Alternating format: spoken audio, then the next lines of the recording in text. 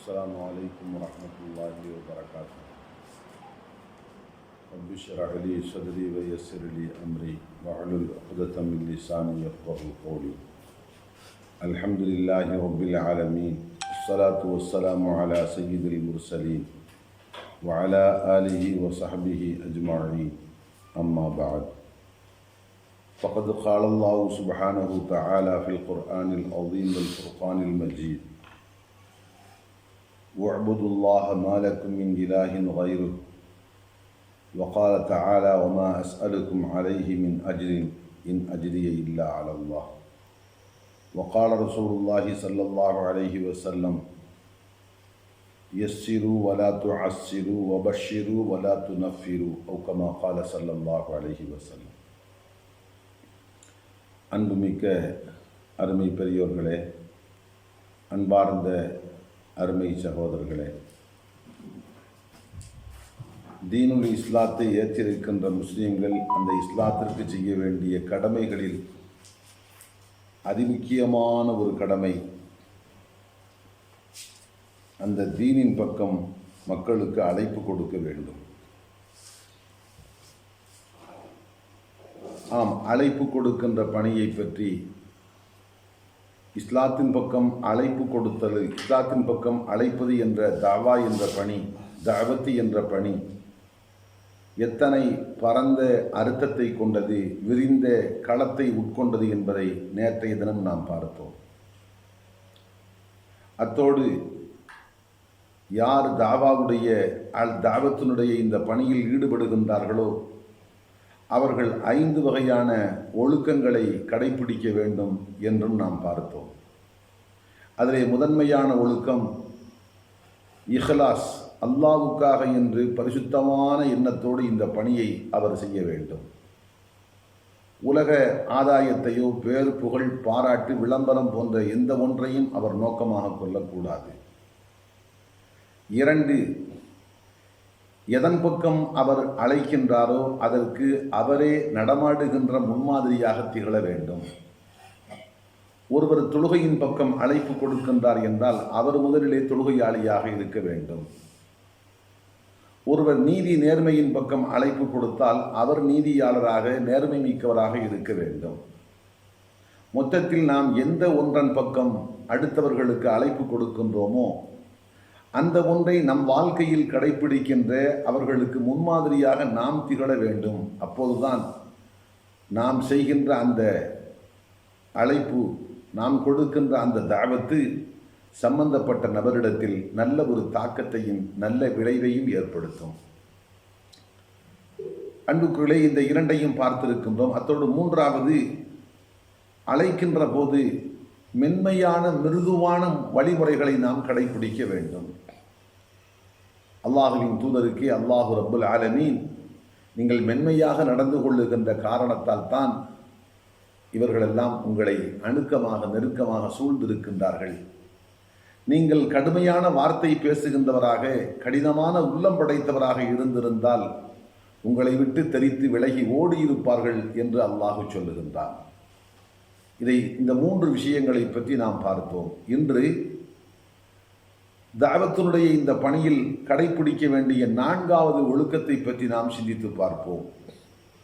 அன்புக்குரியவர்களே, 4வது ஒழுக்கம் படிப்படியாக அழைப்பு கொடுக்க வேண்டும். நாம் யாருக்கு அழைப்பு கொடுத்தாலும் சரி, எடுத்த மாத்திரத்தில் ஒட்டுமொத்தமான முறையில் எல்லா விஷயங்களையும் சொல்லி அனைத்தையும் ஏற்றுக்கொள்ளுங்கள் என்று நாம் சொல்லக்கூடாது. காரணம், அதை கேட்கின்ற மனிதர்கள் பிரமித்து போய்விடுவார்கள். இவ்வளவு விஷயத்தை, இத்தனை விஷயங்களை நாம் எப்படி ஏற்று செயல்படுவது என்று பிரமித்து போய்விடலாம். ஆகவே தீனுல் இஸ்லாத்தின் பக்கம் அழைப்பு கொடுக்கின்ற போது இஸ்லாம் விரும்புகின்றவற்றில் அதிமுக்கியமான அம்சம் எதுவோ, எல்லாவற்றுக்கும் சிகரம் போன்றது எதுவோ அதன் பக்கம்தான் முதலாக நாம் அழைப்பு கொடுக்க வேண்டும். அதை ஏற்றுக்கொண்டதற்கு பின் அடுத்த 2ஆம் இடத்தில் என்ன இருக்கிறதோ அதன் பக்கம் அழைப்பு கொடுக்க வேண்டும். அடுத்து 3, 4 என்று படிப்படியாக ஒவ்வொன்றாக நாம் அழைப்பு கொடுத்து அவர்களை ஏற்க செய்ய வேண்டும். இது அழைப்பு பணியை செய்கின்ற மக்கள் கடைபிடிக்க வேண்டிய முக்கியமான ஒன்று. நபிமார்களை பொறுத்த மட்டில் அல்லாஹு ரப்புல் ஆலமீன் அருள்மறையில் சொல்லித் தருகின்றான். இந்த உலகத்துக்கு வந்த அத்தனை நபிமார்களும் தன் சமுதாய மக்களிடத்தில் சொன்ன முதல் போதனை, தீனுல் இஸ்லாத்தை போதிக்க வந்த நபிமார்கள் அத்தனை பேரும் தன் சமுதாய மக்களிடத்தில் கொடுத்த முதல் அழைப்பு உஅ்புதுல்லாஹ், அல்லாஹ் ஒருவனையே வணங்குங்கள், அல்லாஹ் ஒருவனையே வணங்குங்கள். மாலக்கும் மின் இலாஹின் கைருஹு, அவனை தவிர்த்து உங்களுக்கு வேறு நாயன் இல்லை. காரணம், அல்லாஹ் தான் உங்களை படைத்திருக்கின்றான். அவன்தான் உங்களுடைய வாழ்வாதாரத்தை, உங்களுடைய இரணத்தை உங்களுக்கு வழங்குகின்றான். அவன்தான் உங்களை பாதுகாப்பு செய்கின்றான். படைத்து உணவளித்து பாதுகாப்பு செய்கின்றவன் யாரோ அவன்தான் வணங்கப்படுவதற்கு தகுதி உள்ளவன். ஆக அல்லாஹ் ஒருவன் மட்டும்தான் இந்த ஒட்டுமொத்த பிரபஞ்சத்தில் வணங்கப்படுகின்ற தகுதியை பெற்றவன். ஆகவே அல்லாஹ் ஒருவனைத்தான் நீங்கள் வணங்க வேண்டும். வணங்கப்படுகின்ற தகுதி இந்த உலகத்தில் அல்லாஹுவை தவிர்த்து யாருக்கும் எதற்கும் இல்லை. ஆகவே அல்லாஹுவை தவிர்த்து யாரையும் எதையும் வணங்கக்கூடாது. இதுதான் நபிமார்கள் அத்தனை பேரும் தன் சமுதாய மக்களிடத்தில் கொடுத்த முதல் அழைப்பு. அதை ஏற்றுக்கொண்டதற்கு பின் அடுத்து இரண்டாவது நிலையில் எந்த விஷயத்தின் பக்கம் அழைப்பு கொடுக்க வேண்டுமோ அவற்றை அழைப்பு கொடுப்பார்கள். அருமை நாயகம் ஸல்லல்லாஹு அலைஹி வஸல்லம் அவர்கள் கூட தன் தோழர்களை ஜிஹாதி என்ற அறப்போருக்கு அனுப்புகின்ற போது அவர்களிடத்தில் சொல்லி அனுப்புவார்கள். எப்படி? தோழர்களே, அல்லாஹ்வுடைய அச்சத்தை நெஞ்சத்தில் கொண்டு நீங்கள் செயல்படுங்கள், போருடைய தர்மங்களை நீங்கள் கடைபிடியுங்கள். இப்படியெல்லாம் சொல்லிவிட்டு கடைசியாக சொல்லுவார்கள், ஹதரத் முஆத் இப்னு ஜபல் ரலியல்லாஹு அன்ஹு அவர்களை யமனுக்கு அனுப்பி வைத்த போது அல்லாஹுவின் திருத்தூதர் ஸல்லல்லாஹு அலைஹி வஸல்லம் செய்த போதனையில் இந்த வழிமுறையை, அதிமுக்கியமான செய்தி எதுவோ அதன் பக்கம் முதலாக அழைப்பு கொடுக்க வேண்டும். அதை ஏற்றதற்கு பின் இரண்டாவது மூன்றாவது என்று படிப்படியாக செல்ல வேண்டும் என்ற அந்த வழிகாட்டலை ஹதரத் முஆத் இப்னு ஜபல் ரலியல்லாஹு அன்ஹு அவர்களுக்கு அல்லாஹுவின் திருத்தூதர் வழங்கினார்கள். ஹதீஸிலே பார்க்கிறோம், யமனுக்கு செல்லுகின்ற போது அல்லாஹுவின் தூதர் ஹதரத் முஆத் இப்னு ஜபல் ரலியல்லாஹு அன்ஹு அவர்களுக்கு சொன்னார்கள், இன்னக தஅதி கௌமன் அஹ்ல கிதாபின், தோழரே, நீங்கள் வேதக்கார மக்களிடத்தில் செல்லுகின்றீர்கள். ஆகவே ஃபல்யகுன் அவ்வலு மா ததுஊஹும் இலைஹி, நீங்கள் அந்த மக்களை ஆரம்பமாக அழைப்பது லா இலாஹ இல்லல்லாஹ் வ அன்னி ரசூலுல்லாஹ், வணங்குவதற்கு தகுதி உள்ளவன் அல்லாஹ் ஒருவன் தான், முஹம்மது ஸல்லல்லாஹு அலைஹி வஸல்லம் ஆகிய நான் அல்லாஹ்வுடைய தூதர் என்ற இந்த கோட்பாட்டின் பக்கம், ஏகத்துவ கொள்கையின் பக்கம்தான் அந்த மக்களை நீங்கள் அழைக்க வேண்டும். அஜாபூக லிதாலிக, இந்த அழைப்பை அவர்கள் ஏற்றுக்கொண்டு விட்டால் அல்லாஹ் ஒருவன் தான் வணங்கப்படுகின்ற தகுதி உள்ளவன், அவன் ஒருவனைத்தான் நாங்கள் வணங்குவோம். முஹம்மது ஸல்லல்லாஹு அலைஹி வஸல்லம் அல்லாஹுவின் திருத்தூதர், நாங்கள் மனமாற ஏற்றுக்கொண்டு அதற்கு சாட்சி பகர்கின்றோம் என்று இந்த அழைப்பை ஏற்றுக்கொண்டு சாட்சி பகர்ந்து விட்டால் அடுத்து பெருமானா சொன்னார்கள், ஃபஅக்பிர்ஹும், அவர்களுக்கு சொல்லுங்கள், இரண்டாவது அன்னல்லாஹ் இஃப்தரத அலைஹிம் ஹம்ஸ ஸலவாத்தின் ஃபில் யௌமி வல் லைலா, ஒவ்வொரு இரவிலும் பகலிலும் 24 மணி நேரத்தில் அல்லாஹ் ஐவேளை தொழுகையை கடமையாக்கி இருக்கின்றான் என்று சொல்லுங்கள். ஆம், அதையும் ஏற்றுக்கொண்டு தொழுக ஆரம்பித்து விட்டார்களா?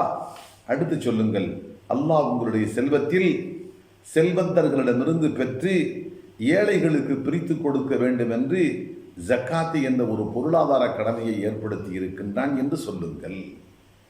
இப்படியாக ஃபர்லானவற்றை தான் ஆரம்பமாக, ஃபர்லான விஷயங்களின் பக்கம் தான் ஆரம்பமாக அழைப்பு கொடுக்க சொன்னார்கள்.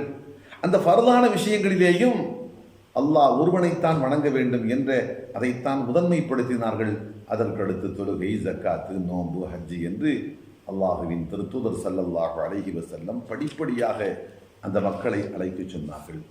ஆக அன்புகளே, நாமும் இன்று அழைக்கின்ற போது இப்படித்தான் ஃபர்லானவற்றின் பக்கம், அந்த ஃபர்துகளுக்கு மத்தியில் அதிமுக்கியமான ஃபர்து எதுவோ அதன் பக்கம்தான் ஆரம்பமாக நாம் அழைப்பு கொடுக்க வேண்டும். ஆனால் இன்று சமுதாயத்தில் அழைப்பு கொடுக்கின்ற பலரை பார்க்கின்றோம், தௌஹீத் என்ற ஏகத்துவத்தின் பக்கம் அவர்கள் அழைப்பு கொடுப்பதில்லை. தங்களுடைய இயக்கத்தின் பக்கம், என்னுடைய இயக்கத்தை நீ ஏற்றுக்கொள், நாங்கள் ஒரு பெயரில் ஒரு இயக்கம் நடத்துகின்றோம், அதற்கு என்ன பேர் வேண்டுமென்றாலும் வைத்துக் கொள்ளட்டும், இஸ்லாம் என்ற பேரிலே, தாவத்தி என்ற பேரிலே, வேறு எந்த பேராக இருக்கட்டும், ஒரு பேரை வைத்துக்கொண்டு இந்த பேருடைய இயக்கத்தை நீங்கள் ஏற்றுக்கொள்ள வேண்டும் என்று இயக்கத்தை தான் முதன்மைப்படுத்துகின்றார்கள், இயக்கத்தை ஏற்றுக்கொள்ள வேண்டும் என்று வலியுறுத்துகின்றார்கள். இது மார்க்கம் சொல்லுகின்ற சரியான வழிமுறை அல்ல. அன்புகளே, தீனுல் இஸ்லாத்தினுடைய ஃபர்துகளிலேயே முதன்மையான ஃபர்து எதுவோ அதன் பக்கம்தான் நாம் அழைப்பு கொடுக்க வேண்டும். ஆக இது அழைப்பாளர்கள் கடைபிடிக்க வேண்டிய 4வது ஒழுக்கம். அடுத்த 5வது, நாம் யாரை அழைக்கின்றோமோ அவர்களுடைய தரத்துக்கும் தகுதிக்கும் ஏற்ற முறையில் நம்முடைய அழைப்பின் முறை அமைய வேண்டும்.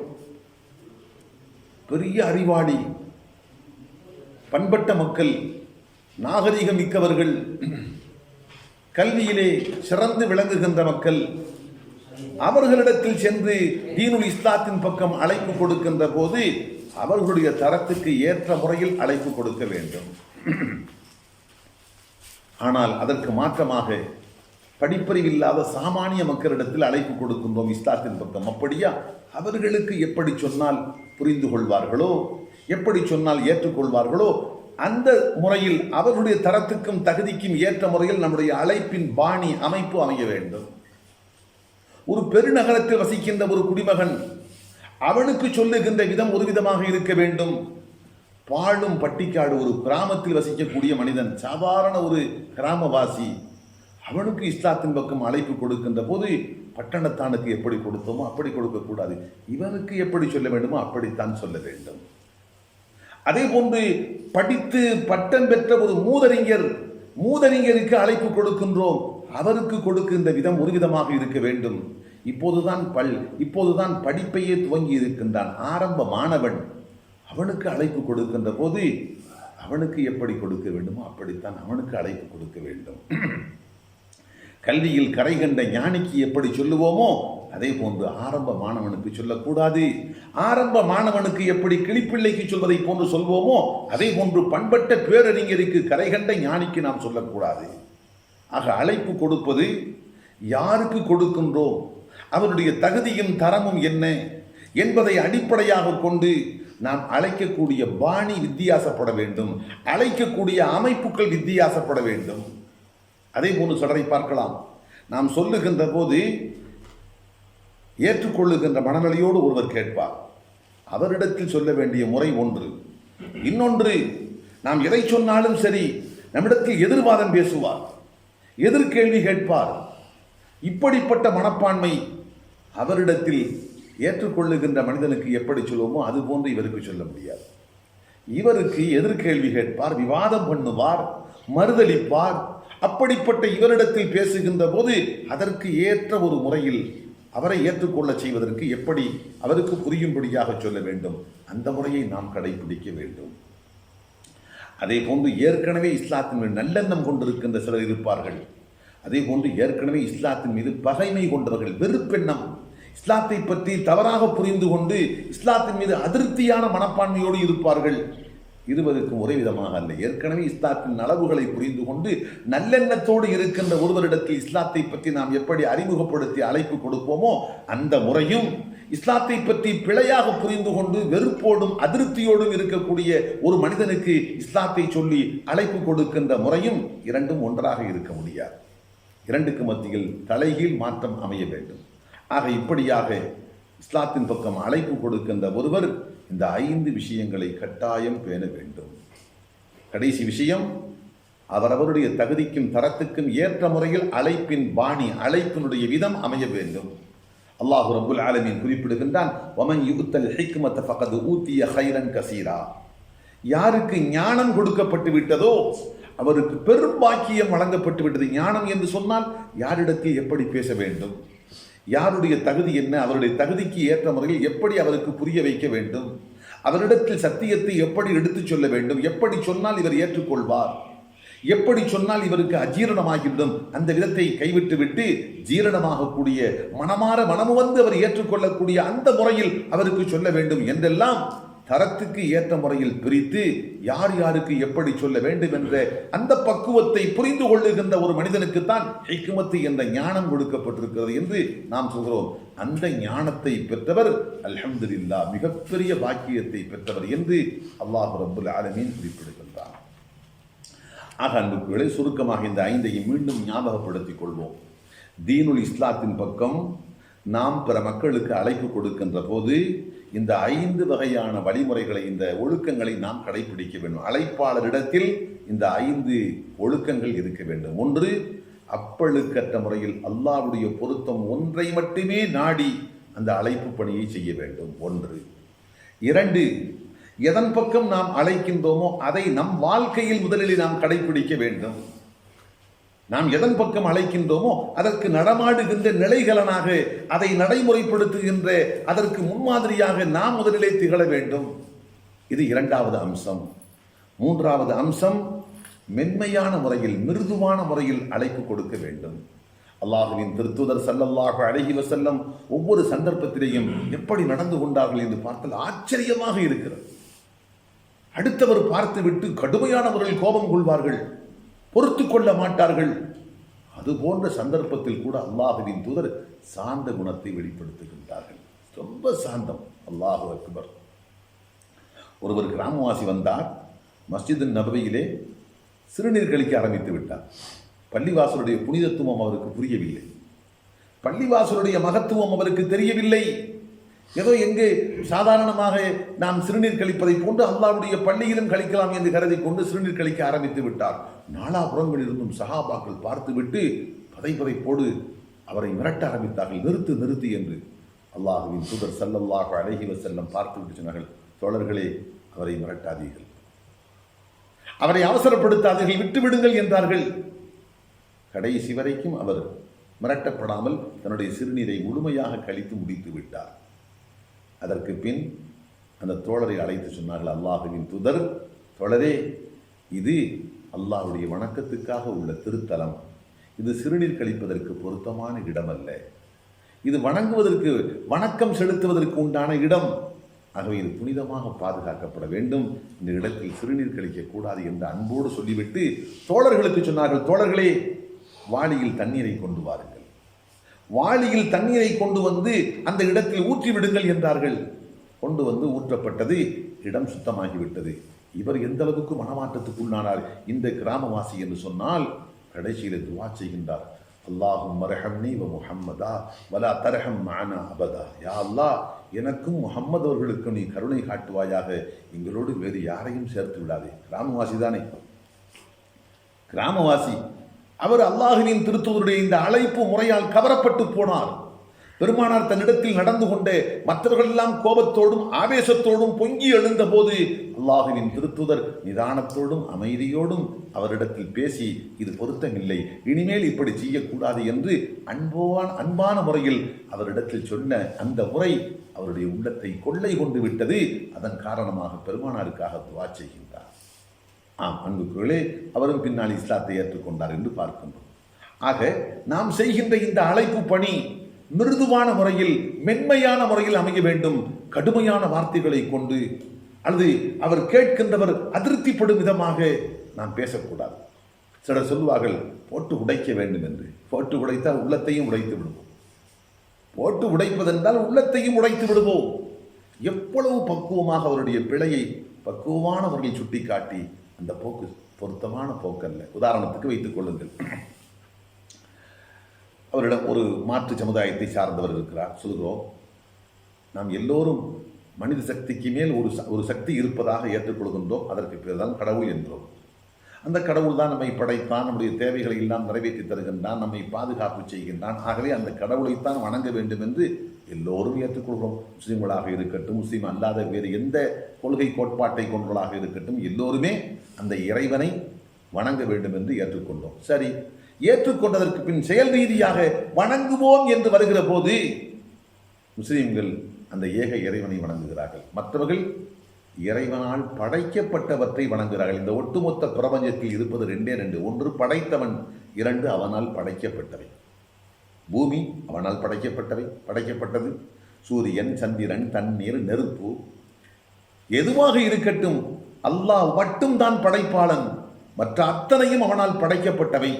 ஆனால் மனிதன் தெய்வத்தை, தன்னை படைத்தவனை வணங்க வேண்டும் என்று சொல்லிவிட்டு வணங்குகின்ற காரியத்தை செய்ய முற்படுகின்ற போது கல்லை வணங்குகின்றான், முல்லை வணங்குகின்றான், மரத்தை வணங்குகின்றான், மிருகங்களை வணங்குகின்றான், கடலை வணங்குகின்றான், சூரியன் சந்திரனத்தை கோள்களை வணங்குகின்றான், நட்சத்திரங்களை வணங்குகின்றான், நெருப்பையும் வணங்குகின்றான். இது இறைவனை வணங்க வேண்டும் என்று சொல்லிவிட்டு இறைவனால் படைக்கப்பட்ட படைப்பினங்களை வணங்குகின்ற பிழையான செயல் அல்லவா என்று சொன்னால் அவன் கொஞ்சம் யோசிப்பான்.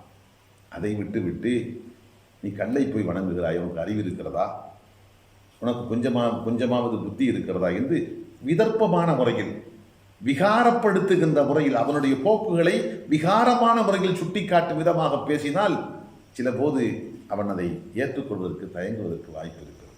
ஆக அழைப்பாளன் மூன்றாவதாக கடைபிடிக்க வேண்டிய ஒழுக்கம் மென்மையான முறையில், மிருதுவான முறையில் விஷயங்களை எடுத்து வைக்க வேண்டும். நான்காவது, படிப்படியாக எடுத்து செல்வது, ஒட்டுமொத்தமாக இல்லாமல் தீனுல் இஸ்லாத்தில் அதிமுக்கியத்துவத்தோடு வலியுறுத்தப்பட்ட முதன்மையான செய்தி எதுவோ அதன் பக்கம்தான் முதன்மையாக அழைப்பு கொடுக்க வேண்டும். அது என்ன? வணங்கப்படுகின்ற தகுதி அல்லாஹ் ஒருவனுக்கு மட்டும்தான் உண்டு. ஆகவே அவன் ஒருவனை மட்டும்தான் வணங்க வேண்டும். அல்லாஹுவை தவிர்த்து இந்த பிரபஞ்சத்தில் யாருக்கும் எதற்கும் வணங்கப்படுகின்ற தகுதி அறவே இல்லை. வணங்கப்படுகின்ற தகுதி என்ன? அவன் நம்மை படைத்தவனாக இருக்க வேண்டும், நம்முடைய தேவைகளை நிறைவேற்றி தருகின்றவனாக இருக்க வேண்டும், முழுக்க முழுக்க நம்மை பாதுகாப்பவனாக இருக்க வேண்டும். படைத்து தேவைகளை நிறைவேற்றி கொடுத்து பாதுகாப்பு செய்கின்ற அந்த தன்மை அல்லாஹ் ஒருவனை தவிர்த்து இந்த பிரபஞ்சத்தில் யாருக்கும் எதற்கும் இல்லை. ஆகவே யாரையும் எதையும் வணங்கக்கூடாது என்ற இந்த ஏகத்துவ கொள்கையின் பக்கம் முதலாக அழைப்பு கொடுக்க வேண்டும். அதை ஏற்றுக்கொண்டதற்கு பின்பாக ஐவேளை தொழுகை, அதற்கு பின்பாக ஜக்காத்தை பற்றி இப்படியாக படிப்படியாக விஷயத்தை கொண்டு போக வேண்டும். ஆக அழைப்பு என்பது ஒட்டுமொத்தமாக அல்ல, சன்னஞ்சன்னமாக அதிமுக்கியமானது எதுவோ அதன் பக்கம் முதன்மையாக, அடுத்து இரண்டாவது என்று கொண்டு போக வேண்டும். இது நான்காவது அம்சம். ஐந்தாவது அம்சம், நாம் யாரை அழைக்கின்றோமோ அவருடைய அறிவு தகுதி என்ன, அவருடைய நிலைப்பாடு என்ன என்பதை புரிந்து கொண்டு அவருடைய தகுதிக்கும் தரத்துக்கும் ஏற்ற முறையில் நம்முடைய அழைப்பின் விதம், அழைப்பின் அமைப்புகள் அமைய வேண்டும். அன்புகளை இந்த 5 விஷயங்களை நாம் கடைபிடிக்க வேண்டும். அடுத்து அழைப்பு கொடுப்பதனுடைய சாதனை, அழைப்பு கொடுக்கக்கூடிய முறைகள் எப்படி இருக்க வேண்டும், அதுவும் ஒரு 5 விஷயமாக அறிவு சொல்லித்தருகிறார். 5 முறைகளை. ஒன்று, சில மக்களுக்கு தனிப்பட்ட முறையில் போய் அழைப்பு கொடுக்க வேண்டும். யாரை தனிநபராக சந்தித்து அழைப்பு கொடுத்தால் காரியம் சாத்தியமாகுமோ அவரை கூட்டமாக வைத்துக் கொண்டு அழைப்பு கொடுத்தால் காரியம் கெட்டுவிடும். தனி நபர்களை பொறுத்த மட்டில் தனிமையாக சந்திக்க வேண்டிய நிலை ஏற்படலாம். பிரச்சனைகளை பொறுத்த மட்டிலேயும் தனிநபரை சந்திக்க வேண்டிய விஷயம் ஏற்படலாம். ஒரு தவறு என்று வைத்துக் கொள்வது, நாம் நேற்று பார்த்தோம், தாவத்து என்பது மார்க்கம் சொல்லுகின்ற ஒவ்வொன்றன் பக்கம் அழைப்பது தாவத். இப்படி இஸ்லாம் சொல்லுகின்ற கொள்கை கோட்பாடுகள், வணக்க வழிபாடுகளின் பக்கம் அழைப்பதும் தாவத்து தான். அதே போன்று மார்க்கம் சில குற்றங்களை, பாவங்களை, தீமைகள் என்று சொல்லி வெறுக்கிறது. அவற்றை ஒரு மனிதன் செய்து கொண்டிருக்கிறான், அவனுக்கு போய் சொல்லி இது மார்க்கம் வெறுக்கக்கூடிய ஒன்று, இதை செய்யாதே என்று சொன்னால் அதுவும் மார்க்கத்தின் பக்கம் கொடுக்கின்ற அழைப்பு தான். தீனுல் இஸ்லாம் வெறுக்கின்ற ஒன்றை விட்டுவிடு, மார்க்கம் தடுக்கின்ற ஒன்றை விட்டு ஒதுங்கிவிடு என்று நாம் கொடுக்கின்ற இந்த அழைப்பு மார்க்கத்தின் பக்கம் கொடுக்கப்படுகின்ற அழைப்பு தான். இப்போது மனிதன் செய்கின்ற குற்றங்கள் இருவகைப்படும். ஒன்று, தனி மனித குற்றம். யாருக்கும் தெரியாமல் மது அருந்துகின்ற பழக்கம் இருக்கிறது, போதைப் பொருளை உபயோகம் செய்கின்ற பழக்கம் அவனிடத்தில் இருக்கிறது, ஆனால் பகிரங்கமாக இல்லை, யாருக்கும் தெரியாமல், அது நமக்கு தெரிய வந்து விட்டது. அப்படியா, அவனை தனியாக சென்று சந்தித்து பிரச்சனையை சொல்லி அவனை நல்வழியின் பக்கம் அழைக்க வேண்டும். அதை விட்டு 4 பேருக்கு முன்பாக வைத்துக் கொண்டு அவனை அவமானப்படுத்தும் விதமாக, அவனை அசிங்கப்படுத்தும் விதமாக பேசினால் அது பொருத்தமல்ல. ஆக சில குற்றங்கள், குறைபாடுகளை சுட்டிக்காட்டி நாம் அவனை நல்வழிப்படுத்த முற்படுகின்ற போது சில போது தனிப்பட்ட முறையில் சந்தித்து சீர்திருத்த பணியை, தாவாவுடைய பணியை நாம் கையில் எடுக்க வேண்டும். இது ஒரு முறை. இரண்டாவது, சில போது தனிப்பட்ட முறையில் செய்யக்கூடாது, ஒட்டுமொத்தமாக அமர வைத்துக் கொண்டு சமுதாய அடிப்படையில் கூட்டான முறையில் பிரச்சாரத்தை, தாவாவுடைய பணியை நாம் தொடர வேண்டும். உதாரணத்திற்கு பொது பிரச்சனை என்று வைத்துக் கொள்ளுங்கள். நாம் இதுக்கு ஏற்கனவே பேசினோம்.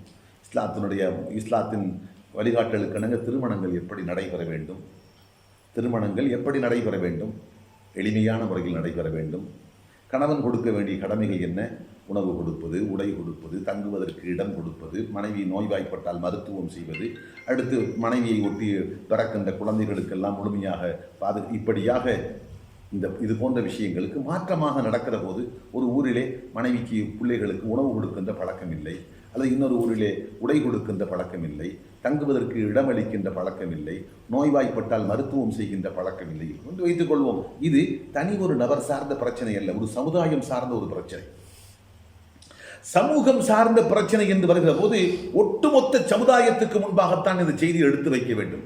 தனி ஒரு மனிதனை போய் சந்தித்து நீ இப்படி செய்தது சரியல்ல சொன்னால் அவர் நினைப்பார், நான் மட்டும் செய்யவில்லை, இந்த ஊரும் உலகம் இப்படித்தானே செய்து கொண்டிருக்கிறது, எல்லோரும் செய்கின்ற போது தனி ஒரு நபராய் என்னை மட்டும் குறிவைத்து ஏன் தாக்க வருகின்றீர்கள் என்று அவர் கருத ஆரம்பித்து விட்டால் நாம் அவருக்கு செய்கின்ற அந்த போதனை பலன் கொடுக்க மாட்டார். ஆகவே பொது பிரச்சனை என்று வருகிற போது ஒட்டுமொத்த சமுதாயத்தையும் சீர்திருத்தம் செய்து தீனுல் இஸ்லாத்தினுடைய வழிக்கு கொண்டு வர வேண்டும் என்று நாம் விரும்புகிற போது சமுதாய பிரச்சனைகளாக இருந்தால் சமுதாய அளவில் கூட்டாக அமர வைத்து கூட்டாக சந்தித்து நம்முடைய வழிகாட்டுதலை, நம்முடைய அழைப்பை நாம் பொதுவாக கொடுக்க வேண்டும். இது இரண்டாவது முறை. அடுத்து மூன்றாவது, குறிப்பிட்ட ஒரு துறையில் சம்பந்தப்பட்டவருக்கு விளக்கம் அளிப்பது. உதாரணமாக ஒருவருக்கு குர்ஆன் சார்ந்த விளக்கம் தெரியவில்லை, தஃப்சீர் கற்றுக் கொடுக்க வேண்டும். ஒருவருக்கு பெருமானாருடைய ஹதீஸுகளை கற்றுக் கொடுக்க வேண்டும். ஒருவருக்கு இஸ்லாமிய சட்டங்கள், ஃபிக்ஹ் என்ற சட்டங்களை சொல்லிக் கொடுக்க வேண்டும். ஒருவருக்கு இஸ்லாமிய வரலாறு, நபிமார்கள், சஹாபாக்கள், தாபிஈன்கள், நல்லோருடைய வரலாற்றை பற்றி வரலாற்று அறிவை அவருக்கு ஊட்ட வேண்டும். இப்படி துறை சார்ந்த விஷயங்கள் என்று வருகிற போது அந்தந்த துறையில் மேம்பட்ட மக்கள் சம்பந்தப்பட்ட நபருக்கு கற்றுக் கொடுத்தல், ஒரு புத்தகத்தை வைத்து ஒரு நேரத்தை ஒதுக்கி அதற்காக ஆசிரியர் மாணவர் என்ற அடிப்படையில் கற்றுக் கொடுக்கக்கூடிய வழிமுறையை கடைபிடித்து அந்த தாவாவை மேற்கொள்ள வேண்டும். நேற்றே நாம் பார்த்தோம், ஒரு ஆசிரியர் ஒரு மாணவருக்கு கற்றுக் கொடுக்கின்றார், அறியாத மாணவனுக்கு கல்வியை கற்றுக் கொடுக்கிறார் என்றால் தாவத்து என்ற அழைப்பு பணியில் அதுவும் ஒரு அங்கம் என்று நாம் பார்த்தோம். அந்த அடிப்படையில் தனி மனிதரை சந்திப்பது, சமுதாயத்தை கூட்டாக சந்திப்பது, அடுத்து பாடங்கள் எடுப்பது, தஃப்சீர் பாடம், குர்ஆனுடைய விளக்கம் தஃப்சீர், பெருமானாருடைய ஹதீஸினுடைய விளக்கம் ஷரஹுல் ஹதீஸ், குர்ஆனையும் ஹதீஸையும் மையமாக வைத்து பிழிந்தெடுக்கப்பட்ட சட்டச்சாறு ஃபிக்ஹ் என்ற சட்டங்கள், அடுத்து வரலாறுகள் இருக்கிறது, ஆதாபுகள், அஹ்லாக் என்ற குணங்கள் இருக்கிறது, அக்காயிது என்ற கொள்கை கோட்பாடுகள் இருக்கின்றன. இப்படி துறை சார்ந்த பிரச்சனைகளை கற்றுக் கொடுக்கின்ற போது வகுப்பெடுப்பதை போன்று நாம் அவர்களுக்கு இந்த விஷயங்களை சொல்ல வேண்டும். இது மூன்றாவது முறை. அடுத்து நான்காவது முறை, எழுத்தின் மூலமாக. அருகில் ஒருவர் இல்லை, தொலைதூரத்தில் இருக்கின்றார், அப்படியா, அவருக்கு எழுத்துப்பூர்வமாக கடிதம் எழுதுவதன் மூலமாக அல்லது ஃபோன்கள் மூலமாக அல்லது வேறு ஏதோ விதத்தில் தொலைதூரத்தில் இருக்கின்றவரை எப்படி நாம் தொடர்பு கொண்டு அவருக்கு சத்தியத்தின் பக்கம் அழைப்பு கொடுக்க முடியுமோ அந்த வழிமுறைகளை நாம் கடைபிடிக்க வேண்டும். இதுவும் ஒரு வழிமுறை. அடுத்த அன்புக்குள்ளே ஐந்தாவது வழிமுறை, இன்று நாம் வாழுகின்ற இந்த காலம் அறிவு முதிர்ச்சியும் தொழில்நுட்பமும் வானை தொடுகின்ற அளவுக்கு உச்சத்துக்கு வளர்ந்து விட்ட ஒரு காலகட்டத்தில் நாம் வாழ்ந்து கொண்டிருக்கிறோம். இந்த காலகட்டத்தை பொறுத்த மட்டில் நவீனமான பல சாதனங்கள், ஊடகங்கள் வந்துவிட்டன. அவற்றை வடிகட்ட தவறான விஷயத்திற்கு அதிகமாக பயன்படுத்துகின்றார்கள். நாம் ஏன் ஆக்கப்பூர்வமான முறையில் இஸ்லாத்தை பரப்புவதற்கு, இஸ்லாத்தின் பக்கம் அழைப்பு கொடுப்பதற்கு, மக்களிடத்தில் இஸ்லாத்திற்கு புறம்பாக இருக்கக்கூடிய தவறுகளை, அறியாமைகளை சுட்டிக்காட்டி நல்வழிப்படுத்துவதற்காக வேண்டி ஏன் இவற்றை பயன்படுத்தக்கூடாது? தாராளமாக உண்மையில் அதற்குத்தான் முதன்மையாக பயன்படுத்த வேண்டும். நாம் ஒரு நல்ல ஒரு செய்தியை கேட்டோம், அல்ஹம்துலில்லாஹ், அப்படியா, உடனே அதை அப்படியே ஃபார்வர்டு, நம்முடைய உயிருக்கு உயிரான நண்பன் அல்லது சொந்தத்தில் பட்ட நெருக்கமான ஒருவர், நம்மை போன்று சத்தியத்தில் தாகம் கொண்ட அவர், எங்கே சத்தியம் கிடைக்கும், எங்கே உண்மை நமக்கு புரிய கிடைக்கும், நம்மை திருத்துவதற்கு, நம்மை முன்னேற்றுவதற்கு, நம்மை மாற்றிக்கொள்வதற்கு செய்தி கிடைக்க மாட்டாதா என்று தாகத்தோடும் பசியோடும் அலைகின்றவர் என்று நமக்கு தெரியும். அப்படியா, உங்களுக்கு கிடைக்க பெற்ற அந்த செய்தியை நீங்கள் எந்த செய்தியை கேட்டுவிட்டு மனமாற்றத்துக்குள்ளாகின்றீர்களோ, மன திருத்தத்துக்குள்ளாகின்றீர்களோ, முன்னேற்றத்துக்கு நீங்கள் வந்தீர்களோ, அதே செய்தியை உடனே அவருக்கு ஃபார்வர்டு செய்யுங்கள் என்று என்னவோ குப்பைகளை எல்லாம் ஃபார்வர்டு செய்கிறார்கள். ஆபாசமான விஷயங்கள், தமாஷான விஷயங்கள், அரசியல் சம்பந்தப்பட்ட எத்தனையோ விஷயங்களை பரப்புகின்றார்கள். தீனுல் இஸ்லாம் சம்பந்தப்பட்ட தாவா சம்பந்தப்பட்ட தாவத்தோடு கூடிய அழைப்பு பணிக்கு உண்டான செய்திகளை ஏன் நாம் அனுப்பக்கூடாது? அதே போன்று அருமையான ஒரு கட்டுரையை படித்தோம். அந்த கட்டுரையில் நம்முடைய உள்ளத்தை எல்லாம் அப்படி ஈர்க்கக்கூடிய அற்புதமான ஒரு செய்தி கிடைத்தது. அப்படியே நீங்கள் அப்படியே நெட்டு மூலமாக நண்பருக்கு நாம் அனுப்பலாம். இப்படி அது காதில் கேட்கின்ற ஓசையாக இருக்கட்டும், படித்து பார்க்கின்ற எழுத்துக்களாக இருக்கட்டும், அல்லது காட்சிப்படுத்தி காட்டுகின்ற காட்சியாக இருக்கட்டும், இது போன்ற நவீன பொருட்களை பயன்படுத்தி நாம் அடுத்தவர்களுக்கு அதை கொண்டு போய் சேர்ப்பதற்கு அவற்றை சாதனமாக நாம் பயன்படுத்தி கொள்ள வேண்டும். இந்த 5 வழிமுறைகளை தனிப்பட்ட முறையில், கூட்டான முறையில், பாடம் கற்றுக் கொடுத்தல் என்ற முறையில், எழுத்துப்பூர்வமான கடிதங்கள், ஃபோன் போன்று இவற்றும் எழுத்துப்பூர்வமான முறையில், அடுத்து நவீன சாதனங்களை தொலைத்தொடர்பு சாதனங்களை பயன்படுத்தி அதன் மூலமாக அழைப்பு என்று இந்த 5 வழிமுறைகளை நாம் இந்த தாவத்தினுடைய பணிக்கு சாதனங்களாக நாம் கொள்ள வேண்டும். அடுத்த அனுபவங்களே 5 விஷயங்கள். தாவாவுடைய பணியில் நாம் இறங்கிவிட்டோம் என்று சொன்னால் நமக்கு கிடைக்கக்கூடிய எத்தனையோ பலங்கள், 1000 பலங்கள் இருக்கின்றன. இருந்தாலும் சொல்லி காட்டுவதற்காக ஒரு 5 விஷயங்களை சொல்லுவோம்.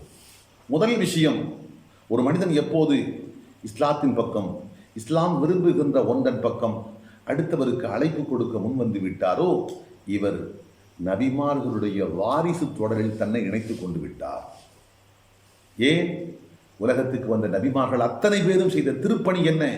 தீனுல் இஸ்லாத்தை மக்களுக்கு அறிமுகப்படுத்தி, தீனுல் இஸ்லாத்தின் விஷயங்களை கொண்டு போய் சேர்த்து, தீனுல் இஸ்லாத்தின்படி வாழுங்கள், உங்களுடைய செயல்பாடுகளை அமைத்துக் கொள்ளுங்கள், உலகத்திலேயும் அல்லாஹ் உங்களுக்கு கண்ணியத்தோடு நிம்மதியான வாழ்க்கையை தருவான், நாளை மறுமையிலேயும் அல்லாஹ் மகத்தான வெற்றியை தருவான் என்று சொல்வதைத்தான் தங்களுடைய முழு நேர பணியாக கொண்டிருந்தார்கள். ஆகவே நாம் இன்று தீனுல் இஸ்லாத்தினுடைய செய்திகளை மக்களுக்கு சொல்லி அதன் பக்கம் அழைப்பு கொடுக்கின்றோம் என்று சொன்னால் அல்ஹம்துலில்லாஹ்.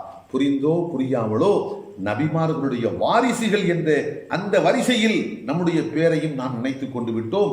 இது பெரும் பாக்கியம். நபிமார்களுடைய வாரிசில் இடம்பெறுவது என்பது சாதாரணமான விஷயம் அல்ல, பெரும் பாக்கியம். ஒன்று. அடுத்து 2வது பாக்கியம், படைப்பினங்கள் அத்தனையும் நமக்காக வேண்டி அல்லாஹ் இடத்தில் பாவ மன்னிப்பு தேடுகின்றன. அருமை நாயகம் ஸல்லல்லாஹு அலைஹி வஸல்லம் சொன்னார்கள், யஸ்தக்ஃபிருல் ஹலாயிகு ஹத்தல் ஹூத்து ஃபில் பஹரி, கடலிலே இருக்கின்ற மீன்கள் உட்பட, புத்துக்குள் இருக்கின்ற எறும்புகள் உட்பட மக்களுக்கு நல்லதை கற்றுக் கொடுக்கக்கூடிய ஆசான்களுக்காக அல்லாஹ் இடத்தில் பிழை பொறுக்க தேடுகின்றன. இப்போது நாம் அமர்ந்து பேசிக் கொண்டிருக்கிறோம், நீங்கள் கேட்டுக்கொண்டிருக்கிறீர்கள். அல்ஹம்துலில்லாஹ். யார் இதை சொல்லுகின்றாரோ, கற்றுக் கொடுக்கின்றாரோ, அவருக்காக வேண்டி அல்லாஹு அக்பர். உலகத்தில் இருக்கின்ற படைப்பினங்கள், கடைசி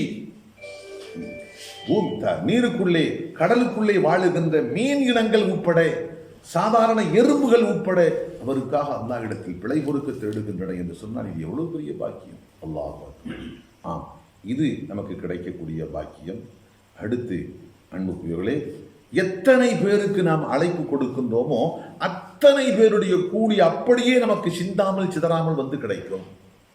உதாரணத்துக்கு வைத்துக் கொள்ளுங்கள், நாம் ஒரு 100 பேர் கொண்ட குழுவை அமர வைத்து அழைப்பு கொடுத்தோம்.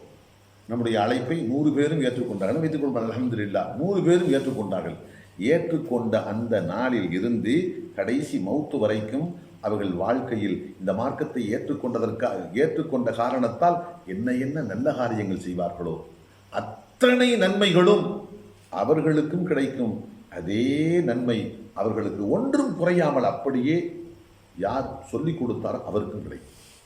ஒரு நபர் என்றால் அதே அளவு, 100 நபர் என்று சொன்னால் 100 நபர்களுடைய நன்மை என்னவோ அந்த 100 நபர்களுடைய ஒட்டுமொத்த நன்மை யார் அவர்களுடைய வழிகாட்டலுக்கு ஹிதாயத்துக்கு காரணமாக இருந்தாரோ அவருக்கு அல்லாஹ் ரப்புல் ஆலமீன் கொடுக்கின்றார்.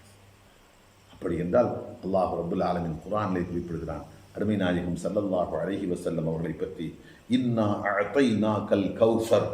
இந்த கௌசர் என்பதற்கு பல அர்த்தம். ஒன்று, ஹவுதுல் கௌசர், நாளை மறுமையில் அல்லாஹ் பெருமானாருக்கு தரவிருக்கின்ற ஒரு தடாகம், நீர் தடாகம். ஹவுதுல் கௌசர் என்ற ஒரு பெருந்தடாகம். அங்கே பெருமானாருடைய பொற்காலத்தில் ஒருவர் நீர் வாங்கி பருகிவிட்டார் என்றால் இனி அவருக்கு தாகம் என்பதே இல்லை.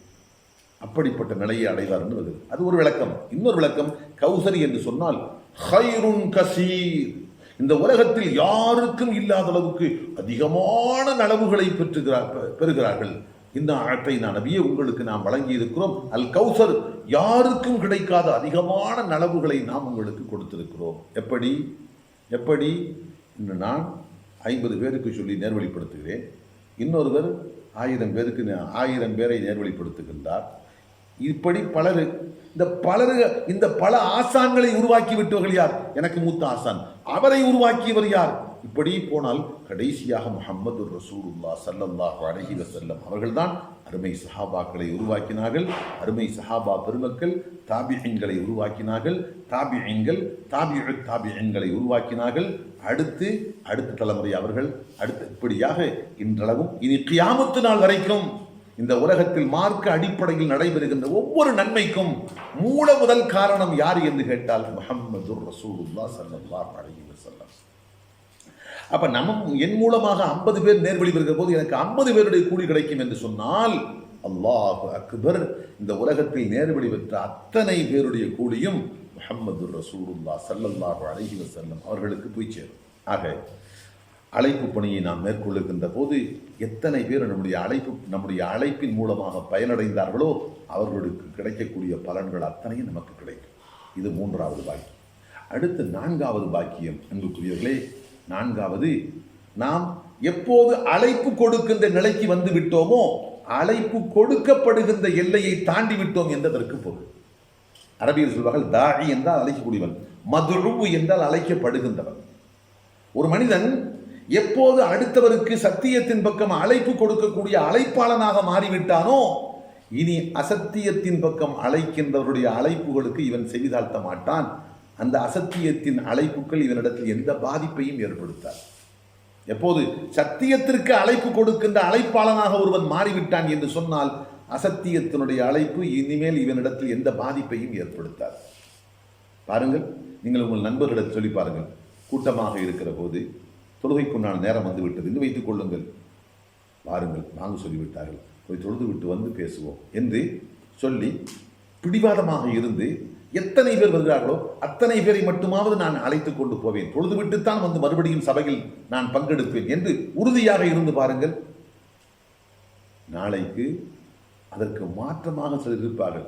அதாவது தொழுகையெல்லாம் முக்கியமல்ல, நான் கொஞ்சம் ஜாலியாக இந்த வயசில் இருந்துட்டு வரலாம் என்று தொழுகைக்கு எதிரான சிந்தனையின் பக்கம் சிலர் அழைப்பு கொடுப்பார்கள். அந்த சிந்தனை அழைப்பு உங்களிடத்தில் இனிமேல் ஈடுபட மாட்டார். நீங்கள் எப்போது தொழுகையின் பக்கம் அழைப்பு கொடுக்கின்ற அழைப்பாளராக ஆகிவிட்டீர்களோ இனி அதற்கு மாற்றமான எதிர் திசையில் ஒருவர் அழைப்பு கொடுக்கின்றார் என்று சொன்னால் அந்த அழைப்பு உங்களிடத்தில் ஒருபோதும் ஈடுபட மாட்டார். இந்த வாக்கியத்தை அல்லாஹ் அழைப்பாளர்களுக்கு தருகின்றான். இது கிடைக்கின்ற 4வது பலன். 5வது பலன் அன்புக்குரியவர்களே, எப்போது ஒரு மனிதன் அழைப்பு கொடுக்கின்ற அந்த இடத்துக்கு வந்து விட்டானோ அல்லாஹ் சமுதாயத்தின் தலைவனாக அடுத்தவர்களால் பின்பற்றப்படுகின்ற முன்னோடியாக அல்லாஹ் அவனை ஆக்குகின்றான். குர்ஆனிலே அல்லாஹ் பல இடங்கள் சொல்லி காட்டுகின்றான். وَجَعَلْنَا مِنْهُمْ أَئِمَّةً يَهْدُونَ بِأَمْرِنَا لَمَّا صَبَرُوا وَكَانُوا بِآيَاتِنَا يُوقِنُونَ. وَجَعَلْنَا مِنْهُمْ أَئِمَّةً, அவர்களில் சிலரை நாம் தலைவர்களாக ஆக்கினோம். யஹ்தூன பி அம்ரினா, நம்முடைய உத்தரவுகளுக்கு இணங்க வழிகாட்ட துவங்கிய போது அவர்களை பின்பற்றப்படுகின்ற தலைவர்களாக ஆக்கினோம் என்று அல்லாஹ் குறிப்பிடுகின்றான். தலைமைத்துவம் அடுத்தவர்களால் முன்மாதிரியாக கொண்டு பின்பற்றப்படுகின்ற ஒரு மாடலாக அல்லாஹ் நம்மை மாற்றுகிறான். எப்போது அழைப்பு பணி செய்ய ஆரம்பிக்கின்றோமோ அப்போது. ஆக இந்த 5ம் நமக்கு கிடைக்கக்கூடிய கைமேல் கிடைக்கின்ற பலன்கள். அன்புகளே, தாவாவை பற்றி ஒரு சுருக்கமான செய்தியை நாம் பார்த்திருக்கின்றோம். சிலருக்கு இப்போது ஒரு சந்தேகம் வரலாம், இந்த தாவாவுடைய பணியை கண்டிப்பாக செய்ய வேண்டுமா? செய்யாவிட்டால் என்ன பாதிப்பு வந்து விட போகிறது? செய்வதன் காரணமாக கிடைக்கக்கூடிய பலன் என்ன என்று ஒரு கேள்வி வரலாம். இந்த கேள்விக்கு அறிவார்ந்த முறையில், சரியான முறையில் நாம் பதிலை தெரிந்து கொண்டால் மட்டும்தான் இந்த பணியை எந்த தியாகத்தோடும் எத்தனை அர்ப்பணத்தோடும் செய்யக்கூடிய மன உறுதியை பெறுவோம். இன்ஷா அல்லாஹ் அதை பற்றிய விளக்கத்தை நாளைய தினம் நாம் தெரிந்து கொள்வோம். அல்லாஹ் ரப்புல் ஆலமீன் நாம் கேட்ட செய்திகளை நெஞ்சத்தில் பதிய செய்து வாழ்க்கையில் கடைபிடித்து ஈருலகத்திலும் வெற்றி பெறுகின்ற நல்ல மக்களாக அல்லாஹ் நம் அனைவரையும் ஆக்கி வைப்பானாக. ஆமீன் ஆமீன் யா ரப்பல் ஆலமீன். வல்ஹம்துலில்லாஹி ரப்பில் ஆலமீன். சுப்ஹானக அல்லாஹும்ம வ பிஹம்திக அஷ்ஹது அன் லா இலாஹ இல்லா அன்த அஸ்தக்ஃபிருக வ அத்தூபு இலைக். சுப்ஹானல்லாஹ்.